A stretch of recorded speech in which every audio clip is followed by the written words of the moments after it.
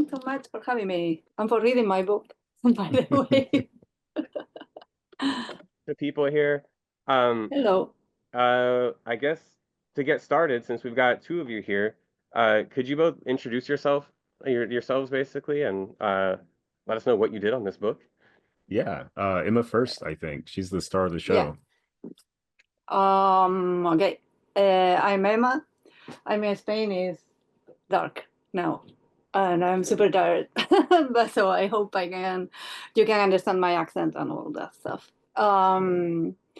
Yeah. So I'm the person who did the book you read, who wrote up all these crazy, sad story, a little confusing in advance, I can tell.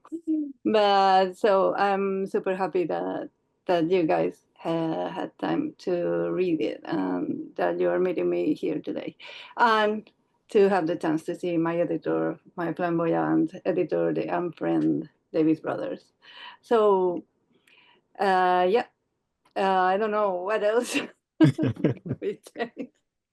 So Better to speak up.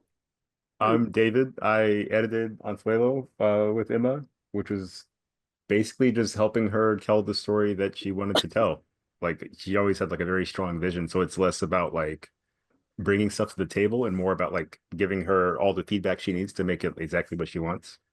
So it's a weird job, but editor seemed like the best description for that. So it was a good time.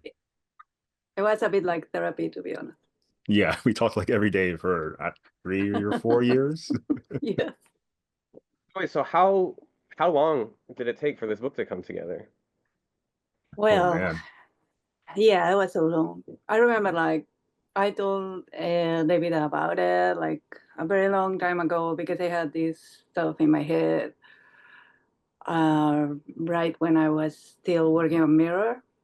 And I remember having conversations with Way about the sea. And in that moment, I already wanted to do something about the sea. So I don't know exactly when I started thinking about writing for a story on my own about it, but it's true that what is the process of writing it and drawing it and starting with the storyboard stuff is basically since 2020.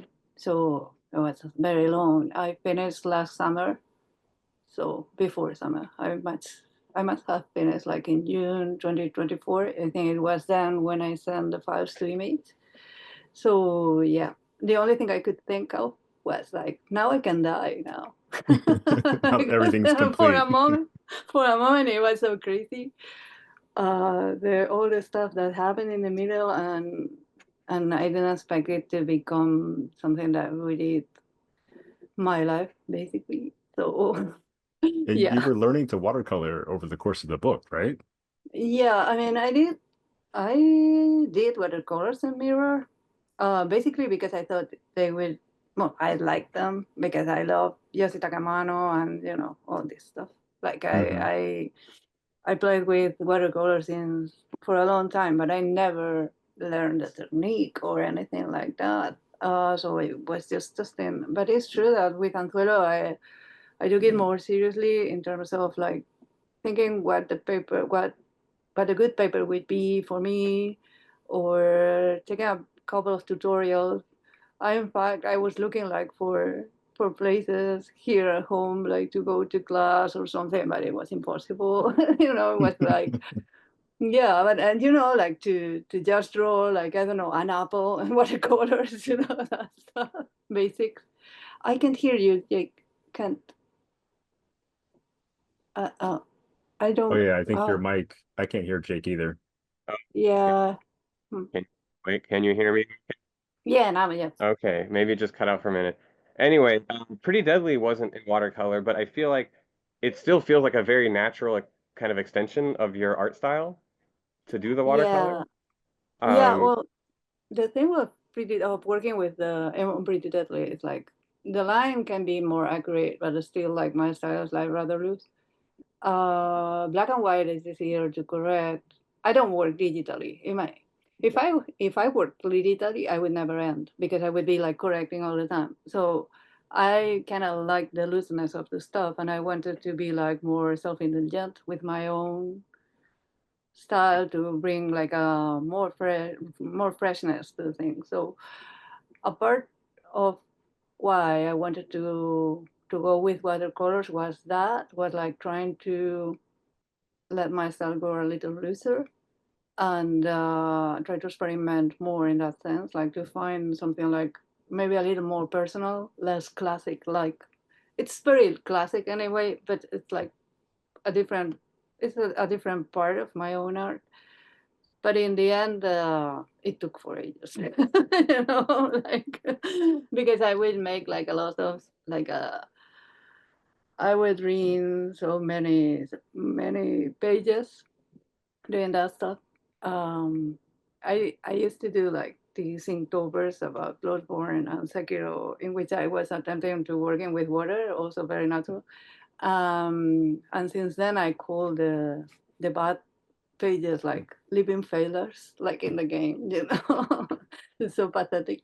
So I have like not twice of the pages, but it's like I have like a lot of them. And if you see the original art, it would be like on one side, it would be proper, more or less everything. And then on the other side would be like 3 panels repeated, you know, that stuff. Mm. But yeah, it was good to learn. But yeah, every time I change paper, the technique would change. Every time I change like the colors itself, the brand or the brushes, like everything would, you know, reflect. So there's a big gap from the beginning to the end that, you know, it was so traumatic. But thanks to David and also to Luis Young, my other friend helping me, I was able to let the book go because it was terrible. David knows. Yeah, sometimes books just need to be finished, and that's it. Yeah, You yeah. got to let I go. had to let it go. Yeah, yeah. Again, the mic. No. Uh-uh. Nope, super scratchy. Yeah, I can't. Uh, Technical problem. Yeah, it's Zoom. Uh-uh. Oh, it's the webcam mic. Ah, now I get it. Wait, now you can hear? Ah, That's very yeah. weird. Yeah, don't turn it off. Okay, apparently, sorry, we're using like an external webcam, and I guess it's going off the webcam audio for some Ah, reason. okay. Weird. It Uh, sounds fine. okay, you Okay, can good. hear us now? Yeah, totally good. Yeah. Okay, well, I guess David, I wanted to hear about how you got involved with this project because you used to be at Image, but you've been at Yeah, Viz Media, the manga publisher, for a while now. No, really, yeah. dude. I mean, we don't have to get into it if you don't want to, but I'm just interested to hear how you got involved with this project. I befriended Emma while I was at Image. Like we worked on a lot of stuff behind the scenes together. We emailed a lot. Like Island, I was going to help out with for a while, and I think we always wanted to work together. And like we kind of have a lot of the same interests and touchstones, like Ghost in the Shell, Appleseed, Sekiro, other stuff. So like we get along very well. And I think it was a TCAF where Emma told me about this project. Maybe Yes. it was TCAF. Yeah. Yeah. Yeah, she I just asked remember me like that. very casually one day, like, would you like to do this? And I'm like, yeah, of course I would. And then that was Very, basically it. very casually, we were going to start a panel, and I was like, David, I need to talk to you about Yeah. something. But it was very much like a project started with out of friendship, you know? So there wasn't like Yeah. a super official like here's what we're gonna do. It's more we're just talking about this as part of our normal natural relationship. And Yeah. yeah, so I was at Image for a while. I went to Viz in 2018, and I can do whatever I want extracurricular as far as I know. They haven't told me no yet. So when it came to editing, you know, my friend's book and also editing books for my day job, I wanted to do both because they're such different skill sets. Like editing manga, it's more project management than creative. While editing Emma is sort of there's like a more creative aspect. So I need to understand what she's doing and kind of make suggestions or make comments that kind of tie into that. You know, I need to like understand it a lot more in that sense, a lot more about the story. And Yeah, I think that answers the question. It's a friendship book, and I like doing my day job in the evenings after I finish my day job too. So it's just fun all around. Being whips, basically. Yeah. I'm definitely a FromSoft fan. Yes. Wait. Okay. Can you hear me all right? I've switched to a different Yeah, mic. yeah. Or Yeah, okay. you're all Okay, good. let's find out. Thank you for bearing with me. Okay, so Hmm. Emma, this might have been at TCAF, Toronto Comic Arts Festival. One of these TCAFs, of a while ago when I met you, I learned that you're vegan, and thinking about what this book is about, I can't help but think that that connects to it in a deep way, because the Mm. book seems to me to be a lot about the ethics of animals consuming animals, killing, eating. Can we consume animals? Animals eat each other. Um, it's but then you don't. There's not an easy conclusion at the end either. Could you? Am I off the mark on what this book is about? You want to talk about it a little bit? Yeah, well, I'm an animalist myself. Like I care a lot about that stuff. Yeah, I don't eat animals, and so it was very funny to me that recently, like a friend read the book here, a friend of mine, and I didn't know, but she had something like with the stuff of cannibalism, like the horror as a genre. So she came to me like rather shocked about the book, talking about how she didn't expect that being a thing, and I was like, they are eating birds, Yes, but she was like, I really tried to address that question. The question about the food was important to me because I'm very tired of this kind of stuff that happens in survivalist story, in which you know, especially in video games or like that, like you get into this fantasy of being able to overcome the environment and nature, like I don't know, shoot a deer and suddenly you have the food prepared, ready to eat. No, it's not that easy for an animal to die. It's not that easy to kill an animal. It's not that easy to hear the screams. It's not that easy to, um, yeah. So that stuff like had a lot of weight, and it's true, of course, that my perspective being an animalistic person, like that was one of the main themes in the book. Still they eat meat and they eat a lot of stuff, no, because they are in a situation that is like rather difficult. So what would happen, no, if something like, since if someone like me, for example, what would I do, no? So it's true, like I think that you need like to get along with the characters and to get into what the story means. You have to address the themes from a very innocent perspective, like bring a bit of naivety or ingenuity to understand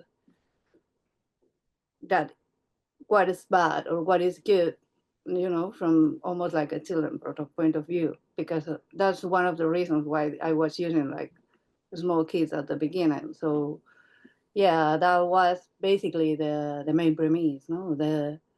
These kids don't want to kill anything, or they don't want to do harm to whatever they find because they don't want to brutalize themselves. And now we live in constant brutalization ourselves. So to me, it was very important to try to figure out things from that perspective. What would happen if there's no solution? I'll bring some solution, and I'll build things from there. So that was basically how important the subject in particular was. Yeah. So can you hear me okay on this microphone? Yeah. Yeah. All Sorry, good. I think I have Good. to No check every worry. time here. Um, okay, well, so I guess aside from that, it seems like I mean, you mentioned briefly before that the ocean is a big theme of it, and even choosing watercolor as the medium makes sense with, it's literally watercolor and it's about the ocean. And you had mentioned Children of the Sea as one of your big inspirations for this. Are you a beach person? Are you like, do you go, uh, I mean, could you talk? I mean, and there's a lot of really, when I think about really famous media that's about the ocean, I think about Ponyo, I think about a lot of, I mean, there's a Yeah, lot of different things. Could you talk about this work in regards to it being about the sea? yeah. Actually, I'm a sea person, but not as much as a beach person. Like, if I go to the beach, I would be in the water. You know, I like swimming and I like that stuff. I like traveling by boat. I don't get dizzy very easily. You know that stuff. But the thing about this is like in Galicia, where I live, is in the northwest coast of Spain. Like the presence of the sea is like really strong and very powerful, and it kind of occupies the whole life of people. Like mostly, you know. Like for example, in my town, there is a beach in the downtown. So sometimes when the tide comes up, like it would get we have to cut the roads. You know, like a lot of things happen and it's a mess.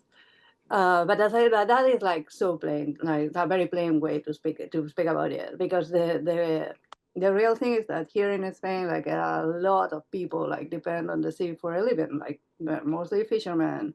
Our basic food is seafood. Uh, I have a lot of problems here to be vegetarian, you know, to not eating animals and stuff. So all that stuff is it's kind of it's kind of has poured in everything, you know, like folklore,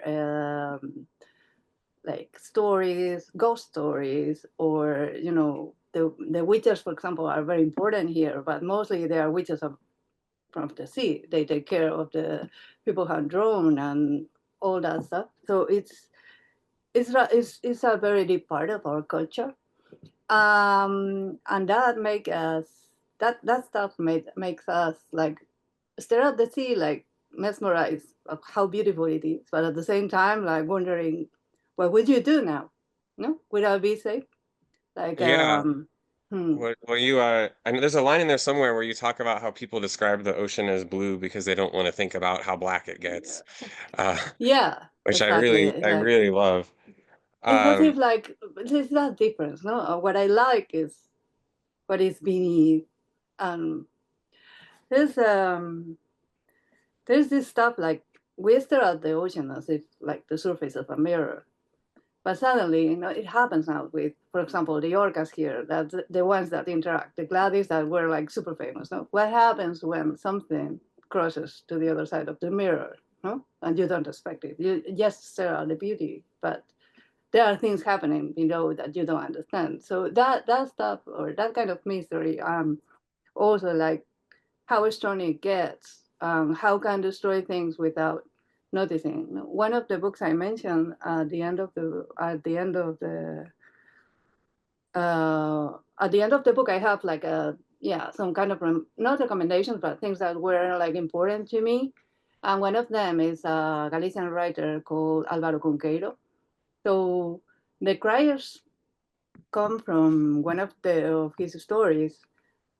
His criers are very different, and they are more like professional criers. They are like little creatures that come out of the sea. But the idea is that they cry like professional criers, in when they go like to funerals or stuff. They cry because the sea can't cry for the damage it does. So that idea was like kind of important, like to think about how the sea can kill without wanting to do it, because it's just nature, like the reflection, no, how big and how deep, no, our relationship um, is, and how much we can depend on just a force that we can control or even imagine, and at the same time, it's like being in love with that, no. So it's as if like we live in servitude to that, like a masochoric relationship somehow, like, so it's funny in a way. And for example, here also in like the little villages of people like depend on the sea for a living, the bodies are very important. So one of the things that is very important is like when someone gets lost in the sea, like because ship wrecks or because he gets drowned or simply a wave come, and you didn't expect, and then you go inside. No, that happens very often in my town. In fact, there are a lot of surfers actually here that help police to get that people, like when That's these pretty things cool. happen. Yeah, they're amazing. Like, yes. Yeah. So the idea is like this kind of feeling. It was something that helped me like try to figure out what kind of sea I wanted to create. So one of the catalyzers was, to me, like years ago, was reading Children of the Sea by Daisuke Igarashi. Because this book kind of felt important to me, not as much as for the story, but for the idea of having inhabited like something, an atmosphere that was very, very thick to me, and that at the same time was feeling close, but it was a different kind of sea with with other kind of animals that I would never see or anything. So that made me think about that I would like to do something that could be immersive in a way, but from my own perspective here, um, with all these feelings I have towards the sea, I know, So Hmm. so that was more or less the origin of everything. I thought it was really cool when Gladys and the orcas started attacking boats during the production of Anzuelo. Like it's such like a living Yeah, sea yeah. moment. They started in 2020. Yeah, I I know I'm pretty attached to the people that take care of those orcas here. Like I collaborate with them, Orca Atlantica. I'm no the woman who created the whole catalog, because all the families and the names and everything are cataloged. They are like not many, but they have been cataloged since 2011, if I recall. cool. But yeah, the first interaction was in 2020, and it was Black Gladys, who is an orca that has like she's like amazing, but she's very, very manga dark like, because she has like a very big scar just beside the fin, Of course. and she was very young then. So she started competing with a military boat, and it was incredible, like, because nobody expected that. It never happened before, and they had been living here like since forever. So after that, they started like behaving like in this, like interacting with boats. They do not attack; they just play, and then they can see as if they were like, the sonar helped them see like in X-ray. So they just, when they get tired, they just do to the wheel, to the Hmm. mechanism below, and the boat just stop. But you never see, any traces of bites or something aggressive. They just do that, and then they stop. Like, It's I amazing. got you under control. So if you see the boats normally have like some kind of program in which you can follow the line, Hmm. with the wheel. Like you have to follow that trace to go to the place you want to go. So every time you see an interaction, like the line is like they are manipulating the boat to carry to show some control and stuff. So it's very funny. They're amazing. Yeah. When you're going to tell this story, could you talk a little bit about how you approach these page layouts? Because there's not a lot of full watercolor Mm. comics like this. And some of No. them that I think about are ones where it's digital watercolors. There's very few like full-length graphic novels all done in traditional watercolor, but you have some pretty complex page layouts here, Yeah. which makes sense because it reminds me of the things that you've done in Pretty Deadly and your other works. But were there any unique challenges of because it's in watercolor to do these page layouts? Like Mm. how did you approach this? And I don't know, maybe I don't know if David can speak to this a bit as well, in the nuts and bolts of putting the story together. Yeah. Well, David and I like manga a lot. We love the pacing, and we were like seeing a lot of old stuff like together, like things like Zeta Gundam or stuff like that, in which like a lot of feelings were addressed very slowly, and paying attention to anything but action.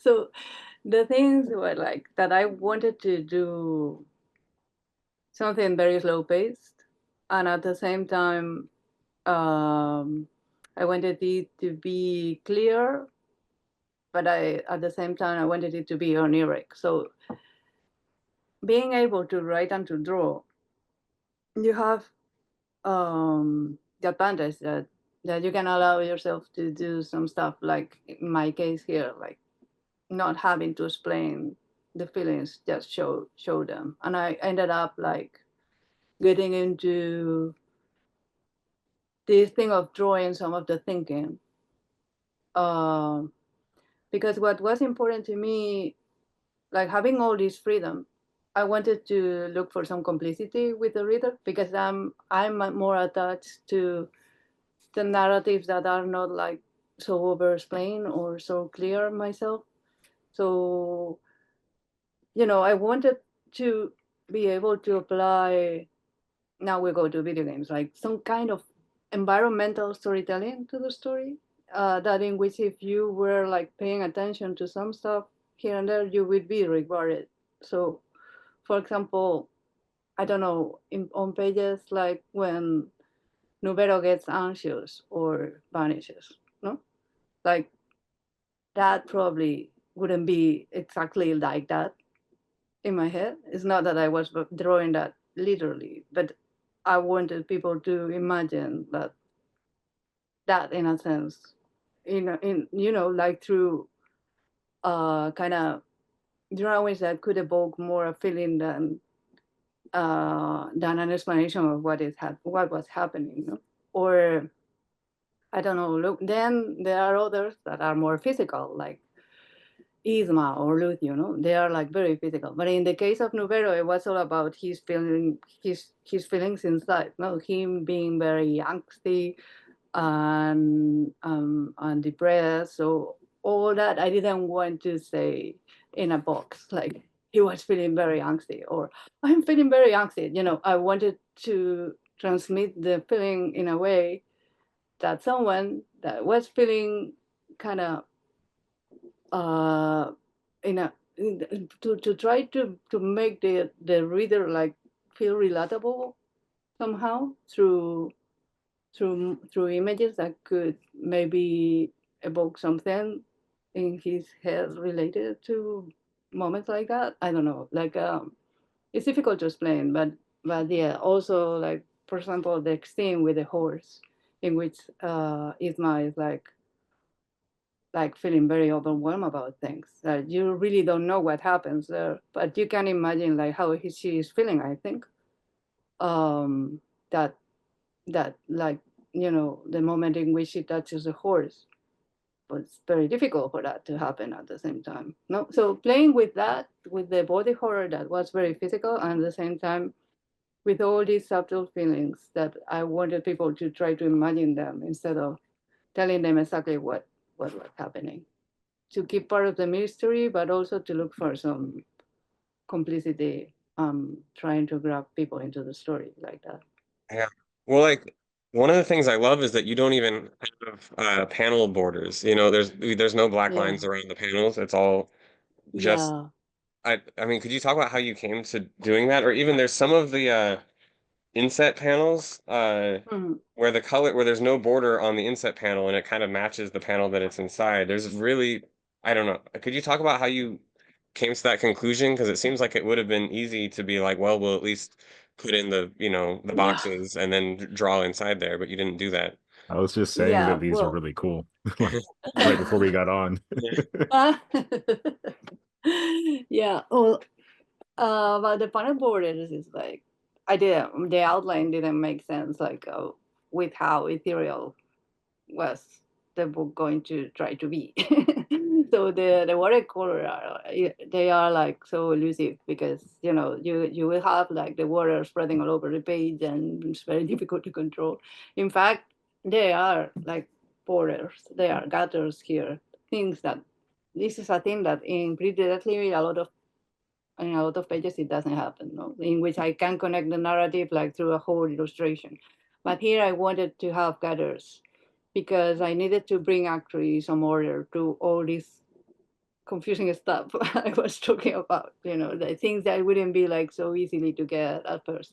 So I wanted to keep like, a narrative like in which you could imagine what happened in this like thin white line in the middle, that in the middle of two panels, that you would have like that space to think about it.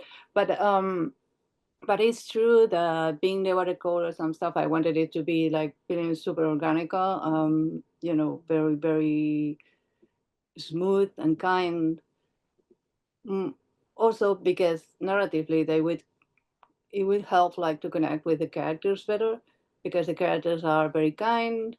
They are like going through terrible things, but they are together, loving each other, trying to help themselves and each other. So it's I wanted the whole atmosphere like to feel kind of nice and warm, with all these like control palette and the soft borders of the panels and stuff. The reason why there are like so many panels is because I'm obsessed with the compression of the manga, and I don't have. Well, I did like this story was like 300 pages, but could have been like 600. Like in manga, But in a it was manga port. it Yeah. was a long time. Sorry. Was this originally going to be a standalone graphic novel like this? I'm curious if you were ever thinking about Mm, putting it out in single issues or in smaller volumes. I wouldn't have gone through single issues. I would die because like Yeah. they are very difficult. The format is like so restrained. Like I tried to do that in Mirror, and it was very difficult. One to try to tell everything we wanted like this, and two to sell enough of the single issues to keep going. Like direct market is I love it, but it's so hard. Like it's so hard for someone like me that is super considered to be working on miniseries and stuff. So economically, it's so difficult to me. Like in this case, Anzuelo was going to be. Imagine if Anzuelo were like single issues, it would have been like very, very extremely difficult to sell. Basically, because it was going to be like confusing with like a very slow paced narrative, and to split that in each 20, 30 pages wouldn't have allowed me to you know do something strong enough to get people dive into the atmosphere, Yeah. like try to build the whole thing, like telling things slowly. I would have needed more details, like I don't know, 3 years have passed, or explaining who is talking, because you wouldn't be able like to go back that easily or to go forward, like in any case, originally it was going to be my first pitch was 3 books, and then my second pitch was 2, and then I spoke with Eric Stevenson, and he said, no, we do one book, we do one big, huge, beautiful book, and we go like this. It will be better. And then I said, yeah, okay, let's go. But that's why it has two episodes, because I wanted the first Yeah. part like being like from the beach to the shore, and the second like Yeah. from the shore to the sea. So Yeah. I wondered about the secondary because there's a couple of title pages through the yes, book. Um, yeah, I was like okay. to give a little break, like okay, you don't have to keep reading this. Yeah, take a breath. Yeah. I think it's Yeah. a great way to organize a story like this because, like Emma was saying, serializing a book like this would be very difficult. But because Mm, it's just one volume, once you're in it, you're in it. Like you don't have to wait a month or anything like that, and you know who all the characters are. Like naming mm. characters and being like, meanwhile, while this was going on, that's sort of like a serialization thing a lot of times. Yeah, it's very difficult. I like Yeah. I don't know, like for example, Callisto makes it work very well. Hmm. But for me, like I really tried the mirror, but in the end, it's like okay, it's not adapting to how we want to tell the story. We did what we could, and I think that book works well. But we will like trying to do. It's even more difficult, like to follow. It works Hmm. better. trade paperback.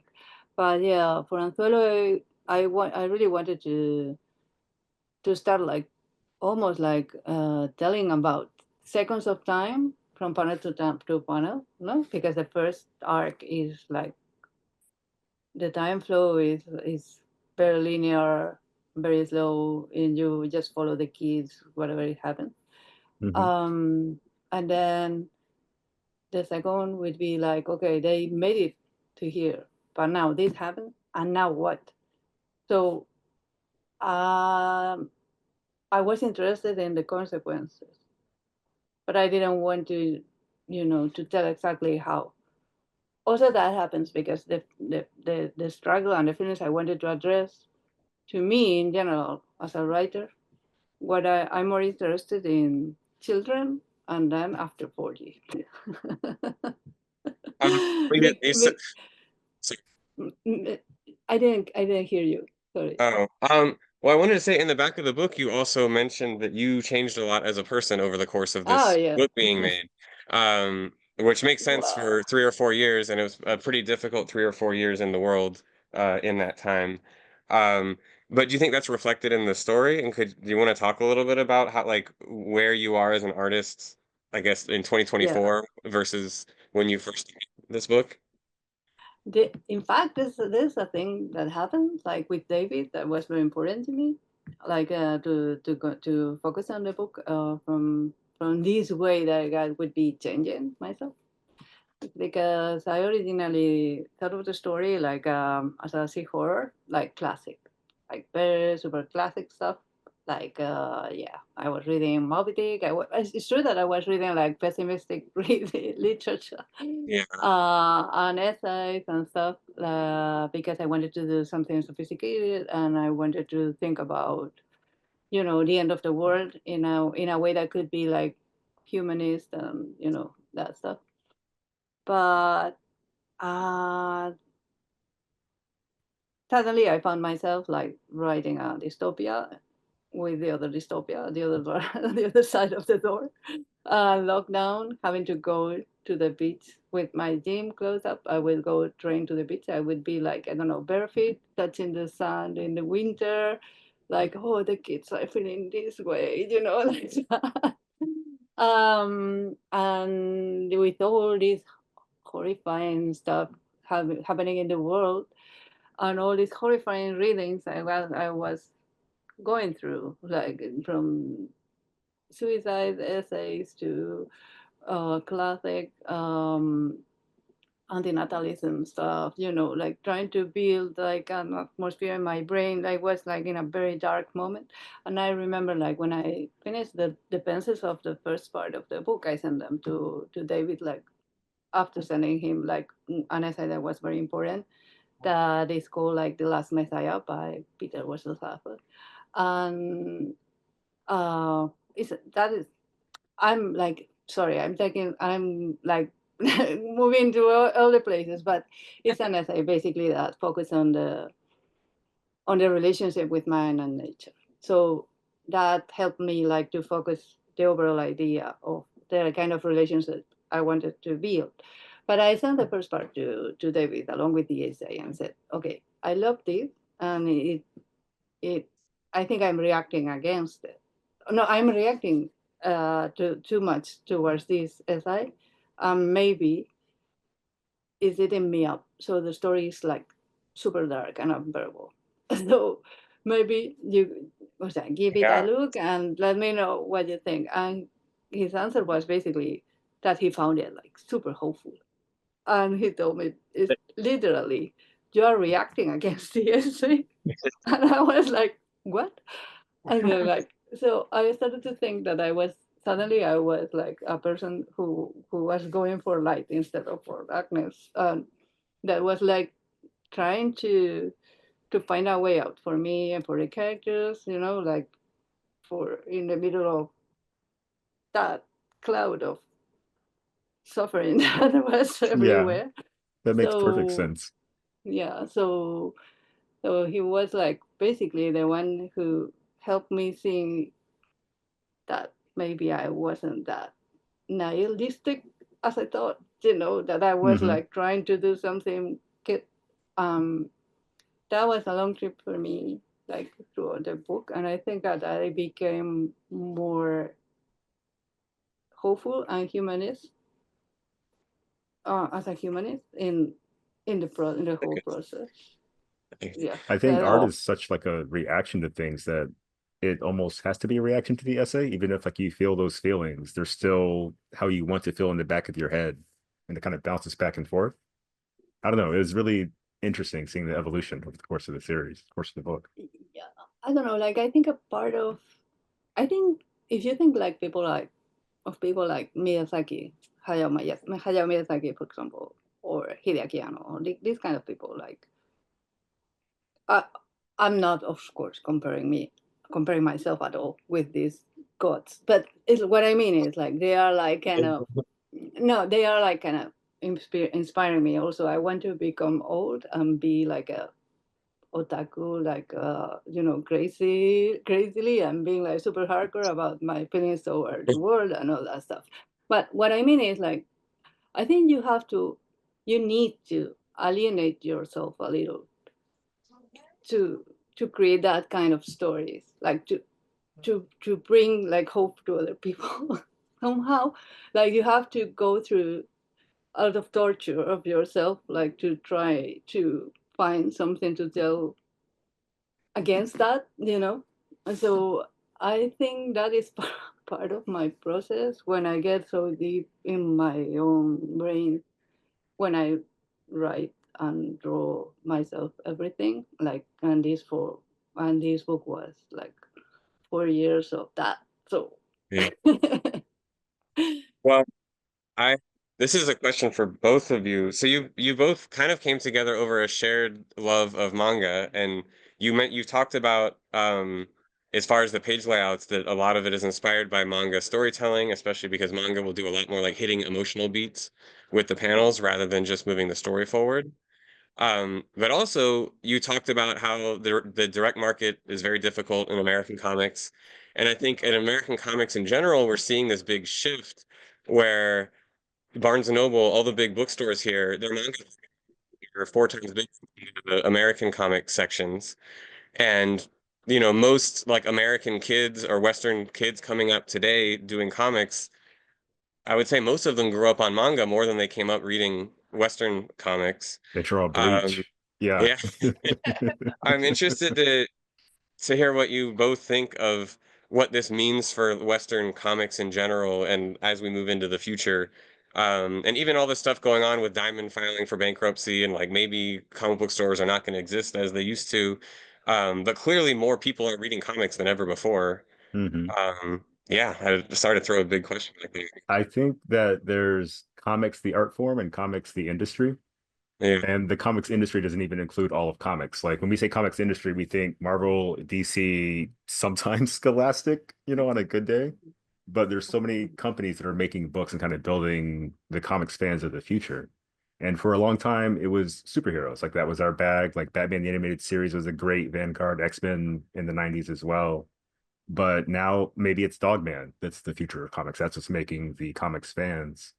So I think it's going to be a really rough time in the DM, but I think like comics are going to be okay. Like the art form is going to be, it just only ever gets better, I feel, which is small solace for everyone, like us who works making comic books nowadays. But I don't know. I think there's something good when the art form is so strong that you can't necessarily break it, you know? yeah. yeah, I'm interested to see as the kind of old guard of American comics, moves on and retires, and you have, I mean, the kids can grow up on Dogman, but then as they get older, what are they reading when they're 18, 19? Yeah. And what are they making when they're 18 and 19? Is something And else I I think is mean, really interesting. and then the other aspect of it that, I mean, from a creator standpoint, like there's not a lot of money in it. And a lot of our favorite comic artists, move to LA to get into animation because they think there's more jobs there. If AI is not going to replace it.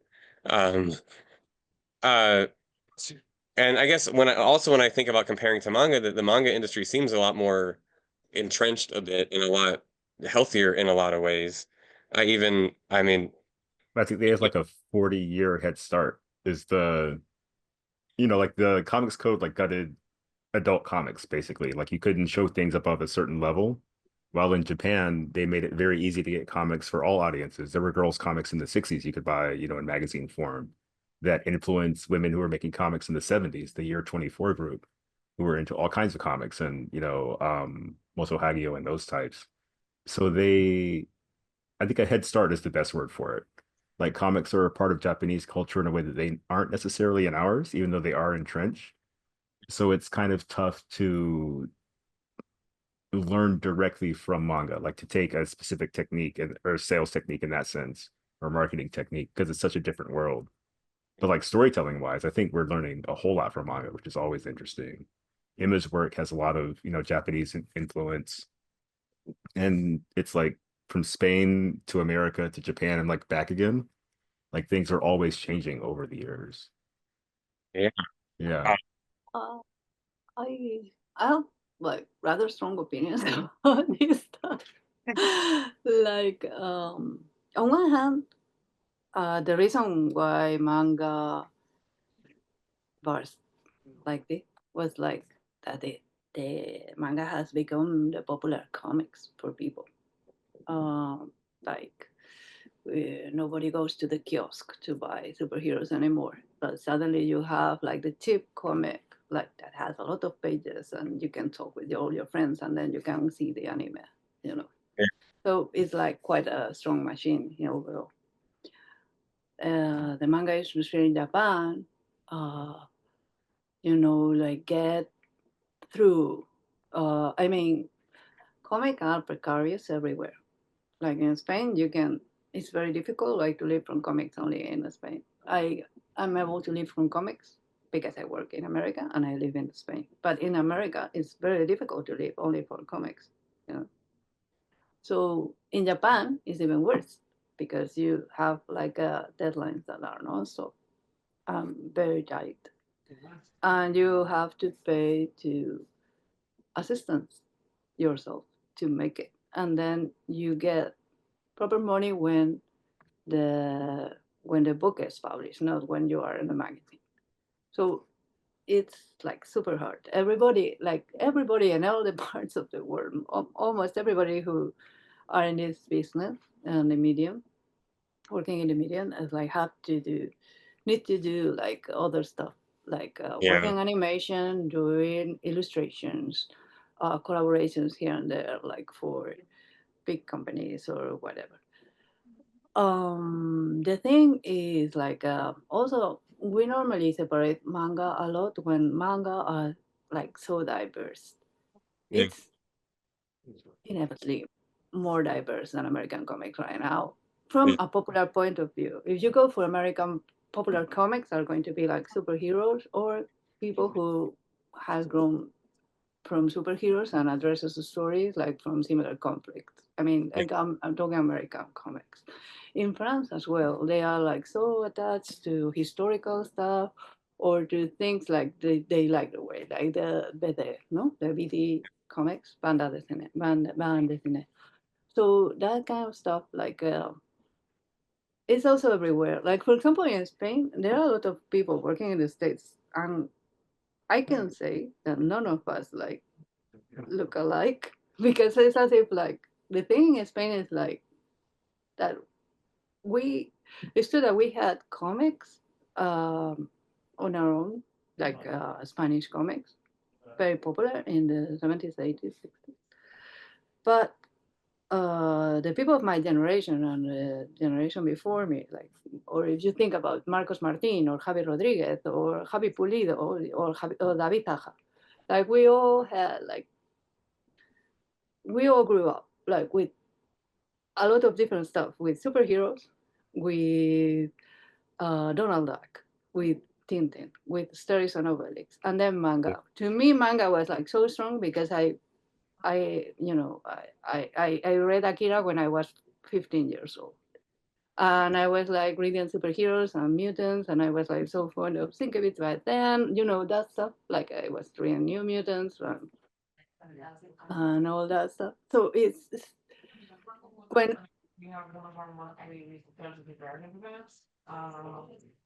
Sorry, I'm hearing something, but it's like, okay. So, Yeah, no problem. So I thought like somebody was asking a yeah. question or something. No, what I mean is like Akira was like a big shock to me because suddenly the main character was a kid my age, and the story was an adult story. So to me, it was very shocking because it was like taking him seriously. Like Kaneda was like the fucking boss, there, and he was like 15 years old, and he was like saving the world, and the world was like military against, all this stuff like satellites and everything, people fermenting on kids and all this terrible stuff, and it felt like so new and crazy. So I don't know, like to me it was like a like a yeah, like a way to waking up to other stories, So it was like rather life changing. So I started like paying more attention to those comics, and I grew up like still reading everything because I was reading like a lot of Vertigo stuff. I was super fond of the Swamp Thing, Alan Moore stuff. But at the same time, I was reading this, so I was building my own library, like from a lot of different things. And I think this is what is going to happen now because people not only have, even if manga is very popular, like they still have access to other kind of books. And in manga is very popular, but precisely as we all consider the same manga, no? So they will end up reading like Bleach and then Taiyo Matsumoto, and then Daisuke Igarashi, and then moving to Yosei manga, and then Moto Hagio, and then, all these, like it's so wide. And that will lead them to more adult stories, and they will fall into the graphic novel stuff, and so on. So I'm quite I'm quite optimistic about all this stuff, like about everything, like like that there are ways to get people into reading comics, and then I'm very pessimistic in a way that there are no ways for people to get to work on comics because no publisher are making any effort to get new people with any kind of guarantee. So the substrate is like becoming like very difficult. Everybody is focused on big names, everybody is focused on big books, everybody is trying, like the sales are like so focused on that. The stores as are like overwhelmed with all the stuff that comes out also need to focus on that. So it's always like very difficult like to create like a base from which the medium can grow. But yeah. Thank you for almost an hour, so I don't want to ask too many more questions, but I did.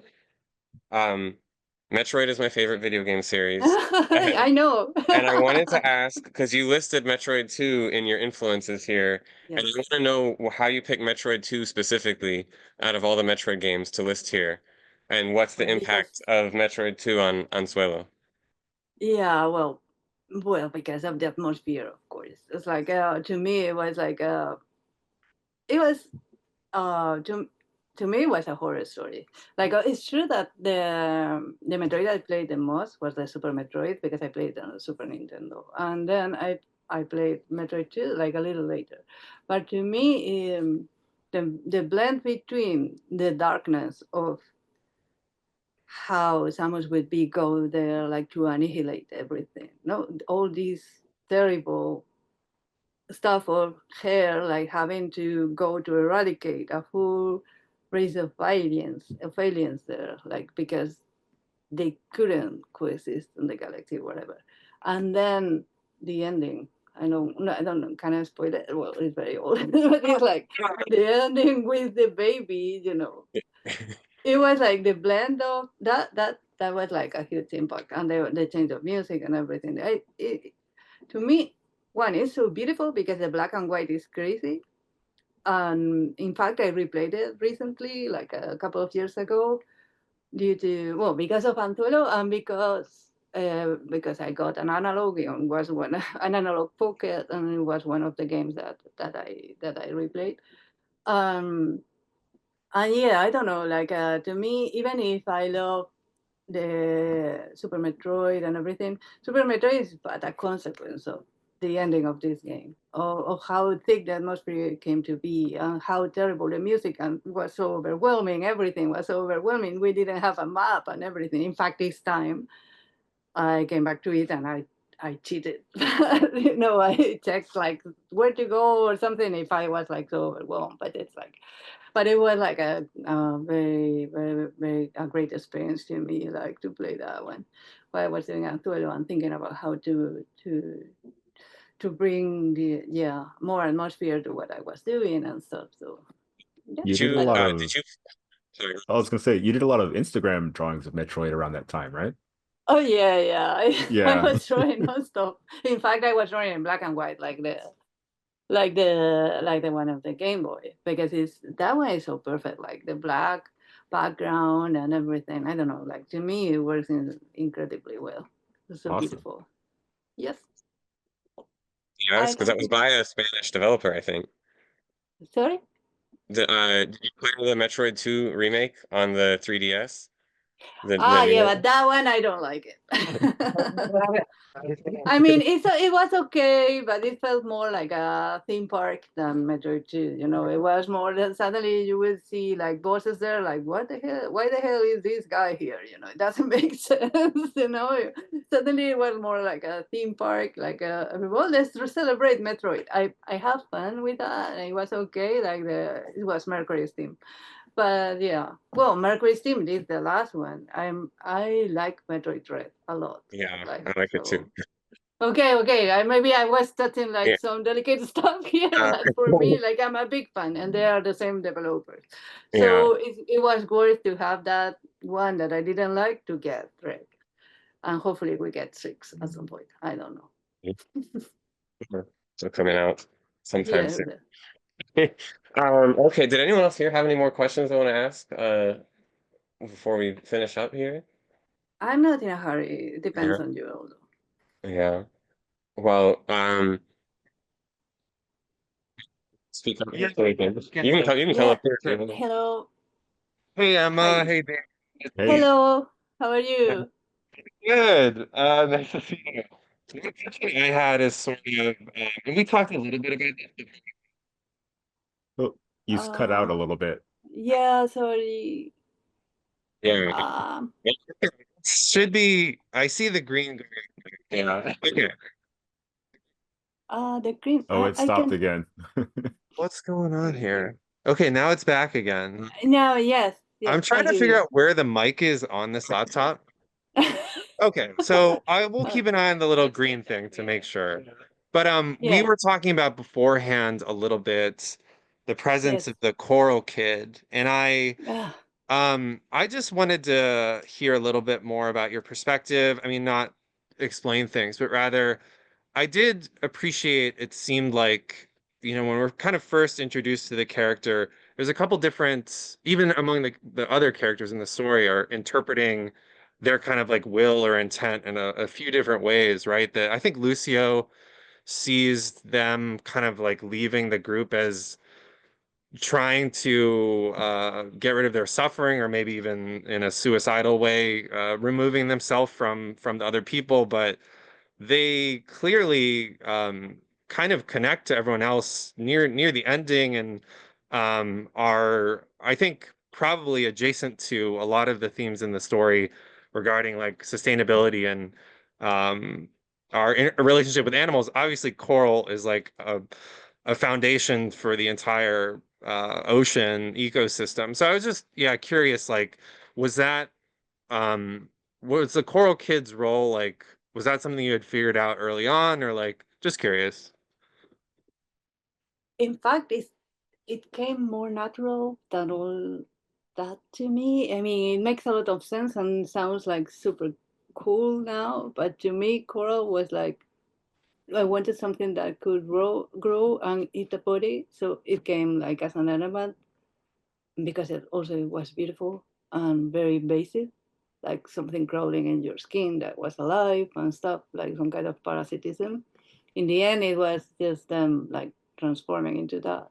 But that character was very important to me because at the beginning, I I bring Nubero with all this thing about being a worm, like I'm jealous of the worms, and all this thinking was interesting to me. But then Nubero healed, but I could keep them through Coral Kid because suddenly they wanted to stop suffering, and I was thinking.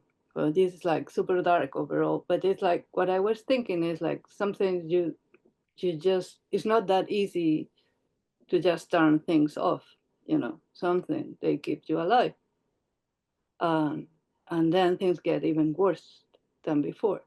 So in my head it was Coral Kid was like trying to find some peace, and then they end up like this, which was like super dramatic, no and also helped me to try to create this idea of the criers. The criers are some kind of, I'm not going to explain them, but you can see that they kind of impersonate the idea of the sea, and that they are not aggressive. They are like kind of trying to help, or at least the characters think they are trying to help.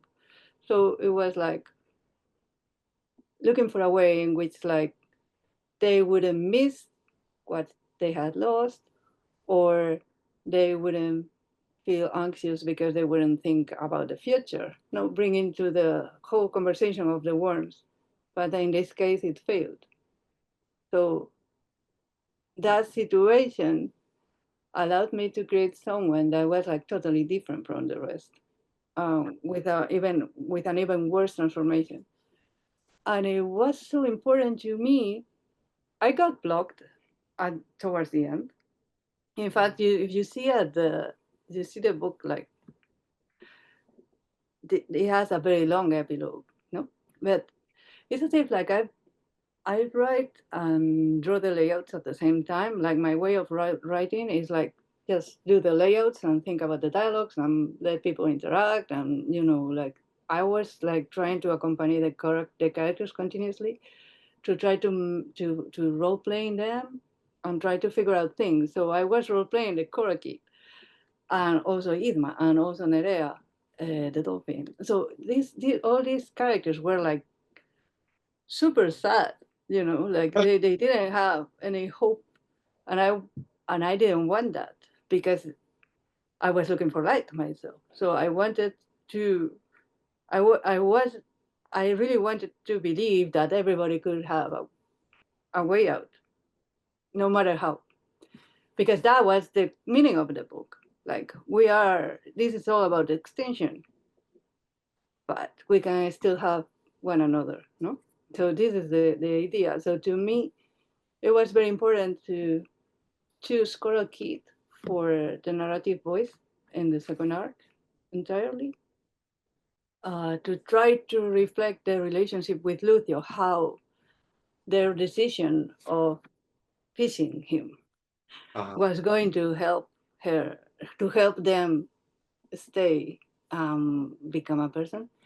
How the stupid note of Isma telling that there are like some seaweed that eat people, was going to address a moment that was going to be very significant for them to keep being, kind of uh, thinking they could still exist as a person and all that. So I wanted this character to have hope, but at the same time they were doing things that were horrible. But at the same time they were nature themselves. So it's as if those were things like they had to do as the same. It's the same case of the sea killing people without, even understanding how. Yeah. So all that and all the discourse towards the end with Sima, telling them like, you are just part of the things that happen in the sea. Now I have a chance to see my friends back, but even maybe if a shark had devoured them, I would never get to meet them again. So I thought it could be charming, and that was like meant a lot, of course, for the characters. So I imagined them like, like trying to integrate better and doing things that wouldn't make them like feel worse. Who knows? No, I wanted to leave the door open for things to happen for them. Discover the world to themselves and to the others. That stuff. Like it was a character that was like super important because I really could relate for a moment with them when they decide um, to put an end to the things, and suddenly the criers take them and transform them, and then thinking for a moment that you wouldn't be thinking about the things that are painful to you. You just need to think about eating, living, mating. That's So I thought that could be like interesting. So that's why it came to be. Hey, well, thank you so much. Thank you. I think we kept you long enough. I guess can you each give one comic that you've been reading lately or something that's gotten you excited about comics recently to leave us off on? Man. Keiichi Koike's Ultra Heaven is really good. Someone just mentioned it on social media, and I read it a while back, so it's like fresh in my mind. It's a psychedelic manga that I can't possibly describe properly. But just Google Ultra Heaven. It's amazing. The art's really good, and the story's really fun too. I have to Mind get that bending. one. Yeah. Yeah. Nice. To me, I think it would go with the last book of Taiyo Matsumoto. Tokyo these days was like a very huge impact. We did a book club for each of the 3 volumes of that. So we did Oh, three yeah, book it clubs. We was. did 3 book clubs for Yeah, Tokyo these days. I cried twice in that book because Yeah. it's like if you Okay. are connected to comics, it's so difficult not to get like overwhelmed with the feelings of everyone and be related. Like it's like me, he's like me, like. I want to Yeah. fight again. I want to fight for a good comics, That's Yeah. I have to imagine for you actually working as a comic artist that it hits even harder. Uh, yeah. but yeah, thank you so much for the Rex. Yeah, sweet. Well, thank you so much, everybody. Hope to have both of you on again at some point in the future for other Yeah, things you got anytime. coming Oh out. yeah, of course, when you want. Like Yeah. they were super lovely. Thanks so much for reading my book, for thinking so you. hard about it, and everything. Thank you so much. Okay. Well, have a good I love one. you. Have a good day. See you Bye later. bye. Bye, Bye. David.